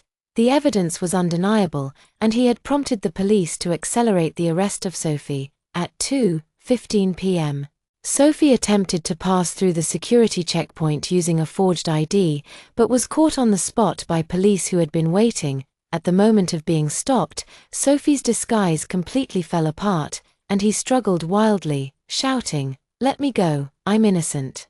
It was Emily's own fault. He was just a dead man. Why should he still occupy Jiu? The officers simply coldly showed the detention certificate and said, "Sophie lady, you are suspected of defamation, causing disturbances, and attempting to flee by forging documents. Please cooperate with us to return to the police station for investigation." After futile struggle, Sophie collapsed at the checkpoint, watching the strange looks from the surrounding passengers. And tears of despair fell from his eyes. He thought that destroying part of the evidence and forging a passport would allow him to escape abroad, but he had not expected Ethan to find the clue so quickly. All his carefully planned schemes finally ended in failure. Before long, Ethan received a notice from the police that Sophie had been legally detained. He took out his phone, opened the long message he had composed long ago, and pressed the send button. "We met under the magnolia tree in the Academy of Fine Arts. You were squatting by the flower bed sketching with a paintbrush, and I stood not far away watching quietly, but we didn't make it to the end. Cancer separated us. I once thought you didn't love me anymore, and I hated you for a long time. Until I confirmed the news of your death, I finally understood the truth." The long message also included my public welfare expenditure details and a screenshot of Sophie's police case filing notice. In less than 1 hour, the topic topped the hot search list, and the number of views exceeded 200 million that night. The comment section was full of regret for Ethan's and my bumpy love story, and heartache for what a well-matched couple Emily and Ethan were. "Ethan is so affectionate." Ethan looked at the netizens in the comment section lamenting our love. He mocked himself, thinking that if he had succeeded in starting a business earlier, "You would not have chosen to leave so as not to burden me." On the day of Sophie's trial, the courthouse was packed with media reporters holding cameras and netizens who had come of their own accord. At 9 o'clock in the morning, the trial officially began. Ethan sat in his seat and watched coldly. Shu Yushu wailed to the judge, "Your Honor, I am innocent. Someone is trying to harm me." Sophie kept pleading her innocence. He sized up Sophie as if watching a joke. Her shrewish appearance was completely gone from her former gentle image. Even at this point, could Sophie continue to pretend?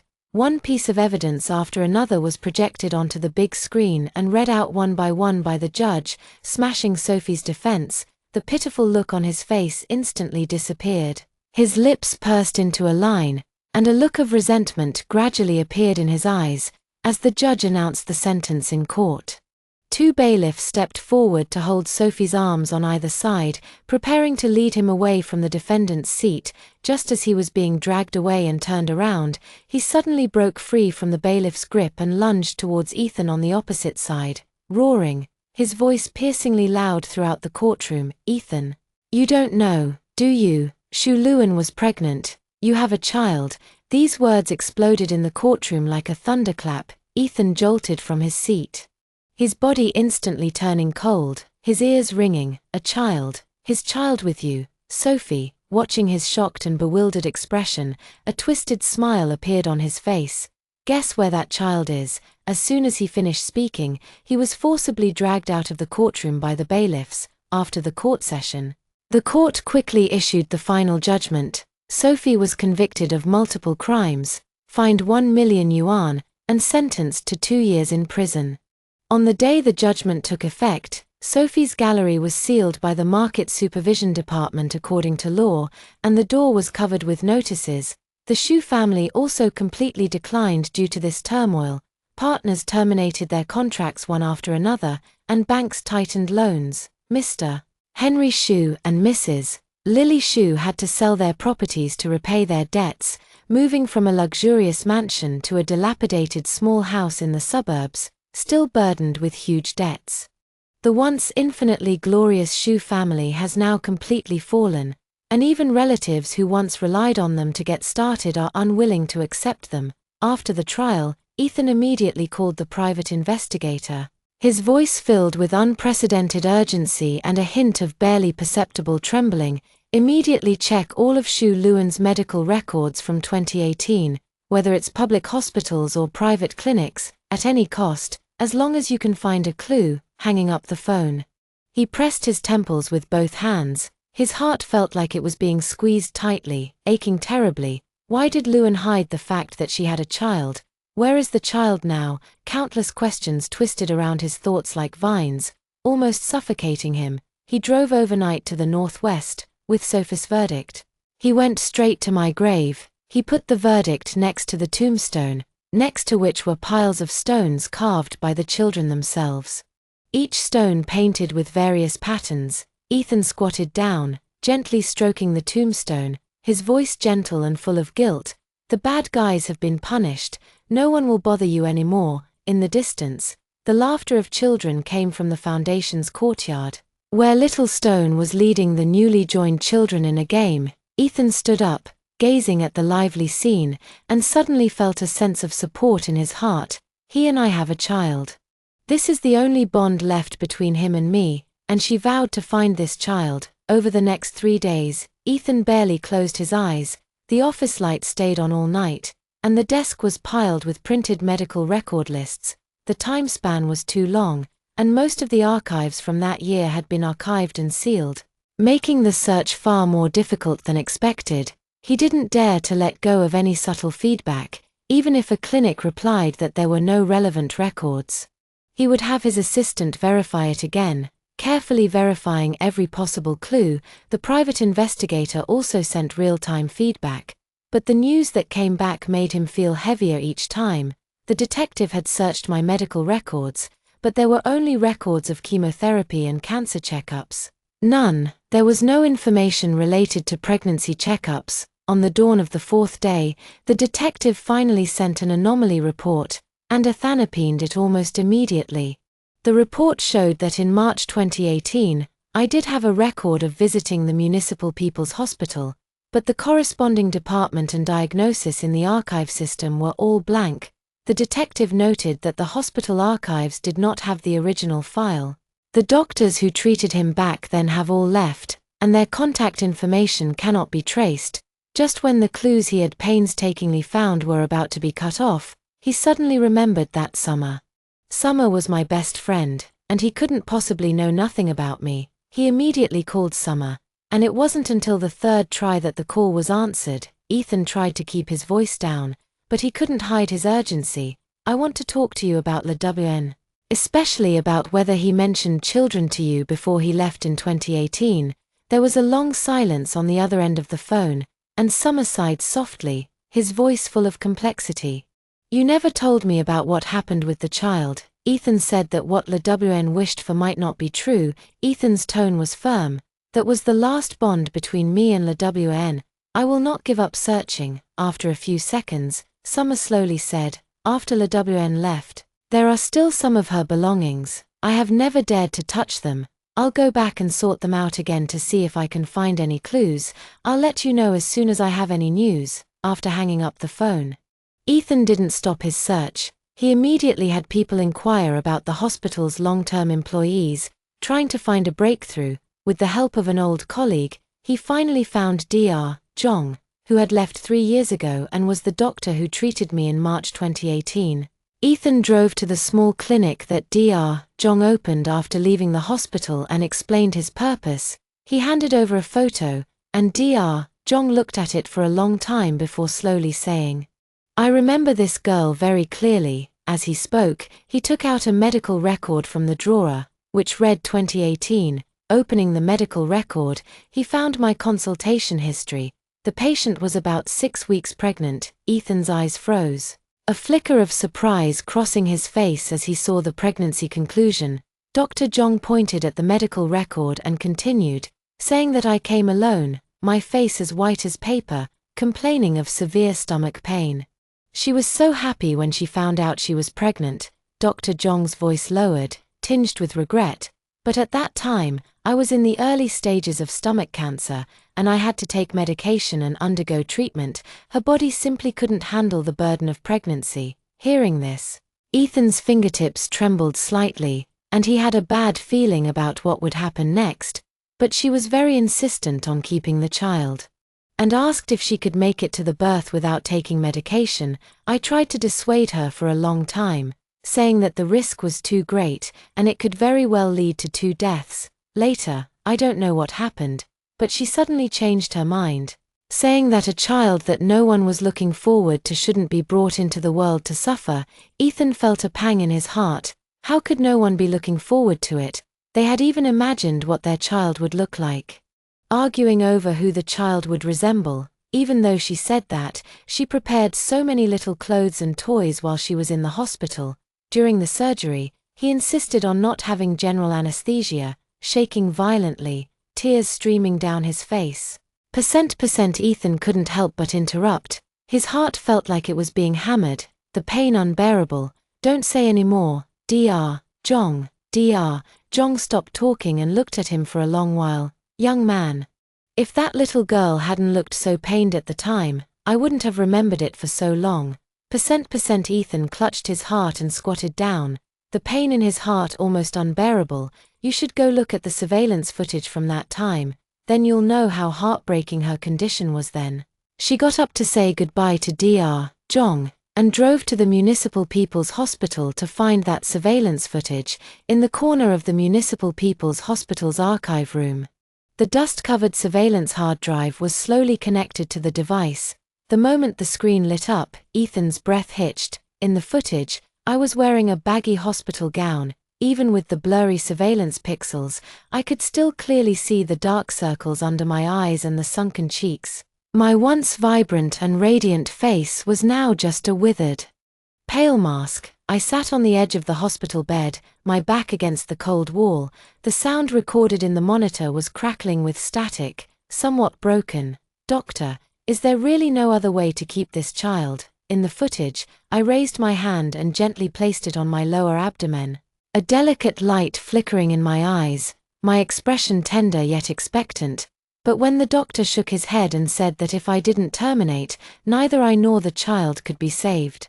The hand I had placed on my lower abdomen clenched tightly. I lowered my head, my hair falling to obscure the expression on my face, and after a long while, I said in a hoarse voice, "I understand." Ethan stared intently at the huddled figure on the screen, his knuckles white, cold sweat seeping between his fingers. He couldn't imagine what I must have felt when I received that news. On one side was the newly discovered cancer, on the other was the newly arrived child. We had already broken up at that time, and whatever choice I made would be incredibly agonizing. After a long time, I leaned against the wall and stood up, shuffling step by step to the hospital room window. The sky outside was a gloomy gray. I stared at my reflection in the glass for a few seconds, then took out my phone from my pocket. My fingertip repeatedly swiped across the screen, as if hesitant. After pausing for a few seconds, I finally pressed the call button and held the phone to my ear, but there was no answer for a long time. My expression gradually changed from expectation to dejection. I was unwilling to give up and dialed 3 more times. The instant the 5th call connected, I immediately shouted, "Jayu." Ethan stood up abruptly in front of the monitor, his heart feeling like it had been struck by a sledgehammer, the pain almost taking his breath away. He remembered that he was at the company discussing a crucial project with investors, and his phone had been vibrating in his pocket several times. At that time, he was only thinking that I must have regretted the breakup and wanted to pester him. But he never considered that I was carrying their child on the other end of the phone. In the video, my eyes gradually widened, and I opened my mouth but couldn't make a sound. After hanging up, my shoulders trembled slightly, and I slowly slid down to the ground, leaning against the cold wall. Ethan paused the monitoring, his fingers slick with cold sweat. A sharp, dull pain suddenly struck his chest. He leaned on the edge of the desk to steady himself for a long while, his mind filled with the helpless image of me by the window. How scared and helpless I must have been then, facing the pressure of cancer and a small life all alone. But what did he say when he received the call then? He said he saw my company was improving and remembered me. He told me not to appear before him. He clutched his chest, the throbbing pain constantly reminding him that he had missed not only a child that should have been theirs but also me. Ethan continued watching and saw that I prepared a set of small clothes every day after deciding on the surgery, and that I kept stroking my belly, my face full of reluctance, the night before the surgery, in the surveillance footage. I suddenly raised my head to look at the night sky outside the window, my lips slightly parted, my voice soft but full of despair. I really wanted to keep this child, just as a memento you gave me, but I was incapable and couldn't protect him. It's wonderful to see your company thriving. I knew you could do it. I confided in the night sky for a long time until the nurse urged me to rest before I slowly lay down. The surveillance footage skipped to the end of the surgery the next day, where I was being helped by medical staff, my face pale, leaning against the bed, my eyes blankly staring out the window. The footage ended there, but Ethan still stood frozen in place. He stared intently at the black screen, slowly squatting down while holding onto the wall. The scenes from the surveillance footage kept replaying in his mind, my expectant eyes, my desperate whispers, and the empty look in my eyes after the surgery. Each scene was like a sharp blade piercing his heart. Ethan squatted on the ground, his voice hoarse and unrecognizable. LWN, I'm sorry, but he knew in his heart that some missed opportunities, once they occur, are regrets for a lifetime. Some hurts, once inflicted, can never be repaired. Emerging from the hospital archives, Ethan sat in the car, the cold touch of the surveillance equipment still lingering on his fingertips, my pale face on the screen and trembling shoulders constantly replaying in his mind. As the car pulled out of the hospital gates, he suddenly felt a dull pain in his chest. His breathing became rapid, accompanied by his relative's assistant, who saw his furrowed brow in the rearview mirror and quickly asked, Ethan, why do you look so pale? Shall I take you to the hospital for a checkup? Ethan leaned back in the car seat, gasping for breath, cold sweat trickling down his temples. He waved his hand, his voice weak, no need. Ethan assumed it was just the shock of the surveillance that was too great, caused by excessive emotional excitement. That evening, Ethan had just returned to his residence when he heard a knock on the door. He opened it to find Summer holding a letter. It was Lawan's last belonging, which she hadn't dared to open before, but now felt she should give to him. Summer handed him the letter, gave him some space, and turned to leave. Ethan took the letter, his fingertips gently caressing the words to Ethan on the envelope. The handwriting was delicate but slightly rushed, as if written with a weak hand. By the time you read this letter, I will be gone. Just saw the beginning. Ethan's eyes were already red. You are really amazing. The company is so big. I heard you have a fiancé. That's good too. Now that I'm gone, there will be someone to care for you and take care of you. Actually, I have so much to say to you. But I'm afraid you don't want to listen anymore. In these years in the Northwest, I saw many sceneries I had never seen before. Every time I wanted to share them with you, I found that you had already blocked me. At that time, I was so scared that my illness would be a burden to you, so I could only say harsh words. Only let you hate me. Hate is better than concern. At least you can move forward without any burden. Fortunately, I met those children, and Mr. Lee Bo. They all took good care of me. He remembered the way I called him in the surveillance, remembered what I said to the night sky before the operation, remembered all the pain I endured alone. The dull pain in his chest struck again. This time, he could no longer hold back and bent over, coughing violently, coughing heart-tearingly, as if to cough out all the regret and pain of these years. Since then, Ethan had given himself almost no chance to breathe. He personally took care of everything regarding the implementation of the Northwest Public Welfare Project. Keeping himself extremely busy every day, it seemed that only in this way could he avoid thinking about me, as only he knew, whenever the night was quiet, my figure would uncontrollably emerge, recalling the gentle way I caressed my lower abdomen in the surveillance footage, recalling that lonely grave on the sandy slopes of the Northwest. Just thinking about these things, the pain in his heart would spread throughout his body along his blood vessels, making it hard for him to breathe. The assistant knocked on the door and came in, looking at his pale face, and couldn't help but advise, "Ethan, you should take a rest. It's okay to leave these things to us." Ethan didn't even raise his head, the tip of his pen drawing across the documents on the desk. "Prepare a batch of teaching supplies. I'm going to the Northwest tomorrow." The car arrived at the foundation's entrance, and people immediately gathered around, recognizing the frequent visitor Ethan. Little Stone happily hugged him, saying, "Uncle Song, you're here to see us again." Ethan was surrounded by the children, walking into the courtyard. The foundation's small yard has been completely renewed.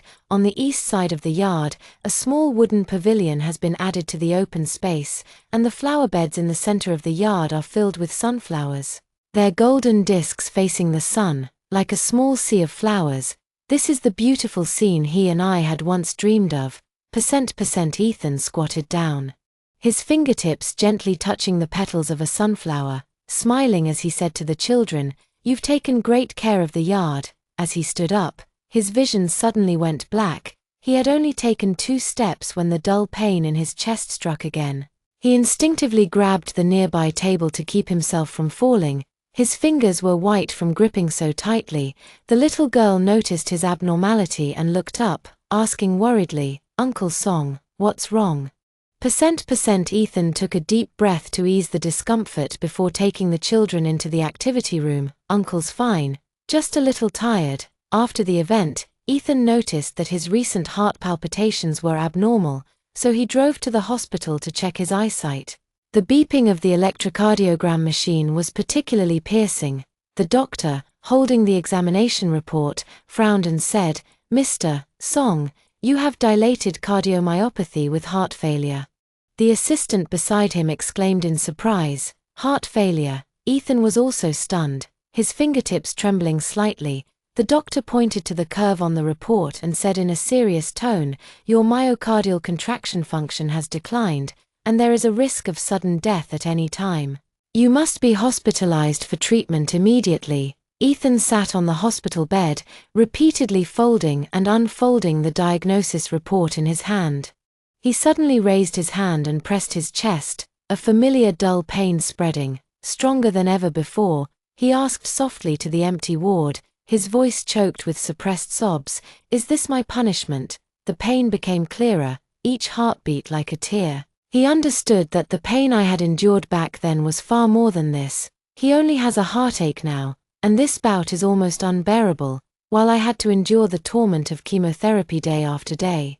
Shin-chan is holding on to teach the children. At least he has a warm ward now, and medicine to relieve the pain. I can finally understand a little bit of the suffering you went through that night. Ethan slowly released the hand holding his chest, a hint of relief appearing on his pale face. On the diagnosis, the words heart failure were particularly striking, but the corners of his mouth turned up slightly. At least for now, he could understand my pain back then a little bit. And walk a little bit on the path I once walked. Despite being hospitalized for only a few days, Ethan disregarded the doctor's advice and discharged himself. The doctor, for the first time, saw someone who didn't cherish their own life. "What could be more important than your life?" Song paused, left the hospital without looking back, and returned to his temporary residence in the Northwest. His laptop was open on the desk, displaying the preliminary design drawings of Lewin Hope Elementary School on the screen. Even though the doctor and assistant advised him to rest, he insisted on following up on every detail of the Hope Elementary School via video. "The windows here need to be bigger." He pointed to the location of the art studio on the screen. Lewin liked bright places, and the place where the children paint needs to have good light, and a separate display area here to showcase the paintings. The head of the design team nodded on the other end of the video. Ethan, we will modify it according to your requirements. After the video conference, Ethan leaned against the headboard and picked up his phone to browse the photos Summer sent. These were my drafts left in the Northwest, with simple strokes on the paper, depicting different scenes, seeing the small figures in the painting running barefoot in the sand, with lifelike sweat beads on their foreheads painted with bright yellow. He could almost imagine that I must have been smiling at the time, quickly capturing this scene with my brush. There were specks of new green sprouting on the Lurs slopes, and further down, more specks of new green sprouting on the Lurs slopes. The hastily sprouted wild grasses were carefully shaded with light green and tender yellow paint, and even the sand grains clinging to the blades of grass were clearly visible. Another one was a vast expanse of yellow sand. With nothing but one earthen slope after another in the painting, the pain in his chest struck again, and he clutched his phone tightly. This painting brought him a sense of loneliness. In the days of enduring the torment of illness alone, those unspeakable pains were vented through the brush. Every stroke and every color in the draft was the tenderness and hope I had hidden in the days of fighting the illness. The chest was still aching faintly, reminding him of the fragility of his body. The doctor had also warned him many times that overwork would worsen his heart failure, but he didn't want to stop. These were all his thoughts of proving I had existed. He looked at these paintings, recording the customs and conditions he had experienced in the Northwest, and decided to fulfill his former wish. A painting exhibition of his own. In the days of preparing for the exhibition, the Song family was often busy until late at night, when he felt a dull pain in his heart. He would rely on slowing down, his eyes falling on my paintings beside him, as if he could see me sitting in the studio, the tip of the pen sliding on the paper. A month later, the exhibition called Rebirth opened as scheduled at the Art Museum in the city center. On the opening day, Ethan arrived earlier than the staff. He was wearing a plain dark gray shirt. At the entrance of the exhibition hall, the two gold-lettered characters Rebirth radiated warm light in the morning light. In the center of the exhibition hall, a painting was steadily hung in the most prominent position. The painting depicted the common gullied Lurs slopes of the Northwest. With a group of children laughing and chasing on it, I used rough brushstrokes to outline the texture of the Lurs slopes, but used the brightest colors to depict the children's clothes, red, yellow, and blue, which were particularly eye-catching on the brown soil slopes. The paintings in the central exhibition area are all landscapes of the Northwest, including the sunset over the Lurs, with orange-red spreading across half the sky, ing the brown soil into a warm gold. There is also the deep blue night sky with stars twinkling in the night sky like on black velvet. The lighting in the exhibition hall is soft, and each painting is accompanied by a small note telling the origin and story behind the painting. Most of these paintings were gifts I personally gave to the children, and the stories behind them were all Ethan personally ran to the Northwest to inquire about from the children one by one. The painting of the little girl with wings was painted by me to comfort Xiao Ari, who had a broken arm. Ethan could feel the warmth of the children remaining on the pages when he took each painting.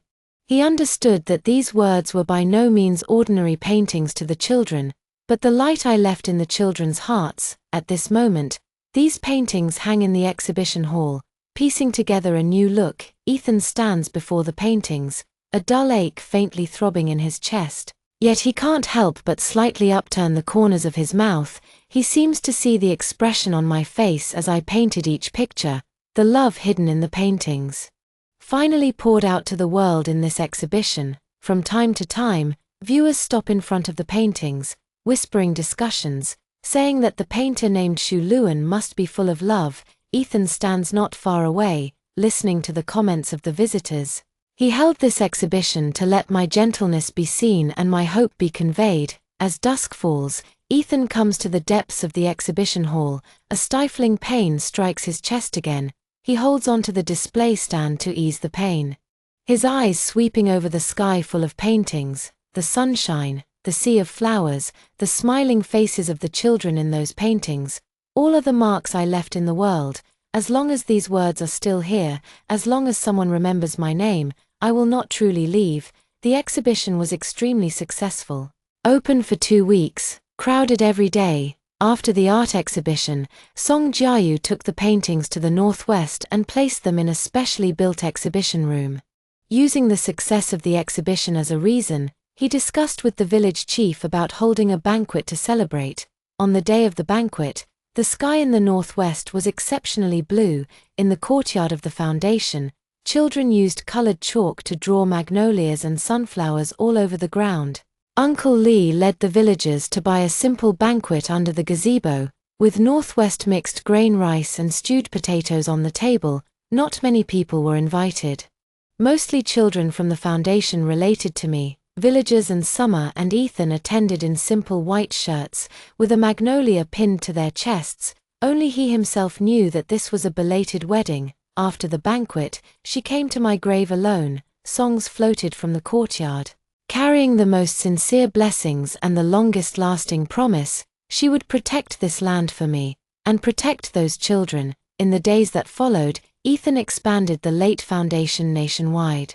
And people from all walks of life were deeply shocked by his perseverance and courage. The money and energy required to persist in doing public welfare for a long time are unimaginable for ordinary people. The internet is full of praise. And nowadays there are too few people like Ethan who don't engage in petty gimmicks and are actually doing public welfare, which is worthy of praise. In recent years, he has traveled across most of China from the northwest to the southwest, which is really heartwarming. It's so touching that he's still persevering despite his severe heart failure. Ethan's heart failure became increasingly severe, to the point where he couldn't even manage walks longer than an hour. His last long trip was to the mountains in the southwest, where a newly established lay student aid center was located, and he insisted on seeing it in person before departing. His doctor repeatedly warned him that his heart failure could worsen at any time and that he shouldn't travel long distances. However, looking at that remote mountain village on the map, he still set off with his assistant. During the bumpy mountain road, he experienced heart palpitations twice. Leaning back in his seat to recover for a long time, when he arrived in the southwest, it was already dark. He looked up at the sky and whispered, "That night. The stars here were as bright as those in the northwest." Since then, his health has deteriorated, requiring him to be hospitalized. Even so, he insisted that his assistant report on the progress of the UN public welfare projects in various regions. Upon learning that everything was progressing steadily according to plan, a look of satisfaction appeared on his face. As soon as he put down the documents in his hand, he noticed several small heads peeking in at the door of the ward. After taking a closer look, he realized it was the children from the northwest. He smiled slightly and beckoned the children to come in. Xiao Shitu's eyes were red as he climbed to the bedside and said, "Teacher Xia said you were sick, and we wanted to come see you." Ethan looked at the children and whispered, "It's okay. Just a minor problem." Xiaoai, who was nearby, lowered her head and mumbled quietly. Teacher Xu said the same thing before. He paused slightly with his raised hand, then quickly changed the subject. The children stayed in the ward for an hour, chattering about school, who had won an award in the county, and who had learned a new origami. Ethan listened quietly, the smile never leaving his face. The pain in his chest seemed to be dispelled by the warmth. After only 5 days in the hospital, Ethan stubbornly insisted on being discharged. Despite the doctor's repeated dissuasion, he just clutched my old phone tightly, his voice as soft as a breeze. "I need to go to the northwest. If I don't go now, I'm afraid I won't have another chance." When we arrived in the northwest, it was just dawning. The off-road vehicle bumped along the dirt road. He leaned against the seat, each bump intensifying the pain in his chest, but he still strained to keep his eyes open, watching the adobe houses and old locust trees flash past the car window. The car soon arrived at the village. He refused the company of the assistant and the villagers, and went alone. From sunrise to sunset, I sat there quietly, without saying a word. After returning to Shanghai, Ethan turned down all engagements and handed everything over to the previously selected interim host. He calmly instructed his assistant to report to his home every 3 days from now on. The assistant nodded with teary eyes, agreeing to the arrangement. That day, the assistant arrived half an hour early, carrying company documents. He took a deep breath at the door and gently knocked, but there was no answer. A sense of unease washed over the assistant, and he instinctively took out the key Ethan had given him and opened the door. The room was so quiet that he could hear his own breathing. The assistant's gaze fell upon the chair Ethan often sat in by the French window. There, Ethan was leaning back with his eyes closed and a faint smile on his lips. Completely unaware of his arrival, on the table beside him was a note, the handwriting somewhat. "Emily, I'm here for you. This book completely broke me with its plot twists, a fairytale campus couple parts ways, and the CEO is all talk but soft at heart. He even splurges 20 million to buy the rights, demanding the author's presence to apologize for poor sales, only to trigger a live broadcast from the remote northwest, revealing a landscape of yellow earth slopes and stone graves." The silver bracelet gleamed in the wind, and I was instantly stunned. The female lead, under the pseudonym Lawanline, fights cancer and inspires a group of children to plant magnolias in barren land. The part where the male lead, Ka Wei, harms Xiao Shichu and delays his surgery, was truly heartbreaking. My pillow absorbed tears like a sponge. Later, a phone video surfaces. "When you finish the 100th painting, I'll marry you." I finished it. God-level knife skills, knives everywhere. Percent Sophie is cunning enough. The fake charity and manipulated photos backfire, causing a funding crisis and a social media death. The male lead compensates Juan's school with a 3-year package of funding, finally turning the stubborn, money-spending player into someone who admits his mistakes. Counting the overall rhythm of the sinners, heading too early, chasing the bus in a frantic run, reversal after reversal, but the emotional value is maxed out. The imagery of the Lurs Magnolia silver bracelet strikes the chest hard. The melodrama is still binge-worthy. You can't stop watching while cursing. That night you completed the first 100 paintings, and now when you look up, the entire starry sky is signing for you.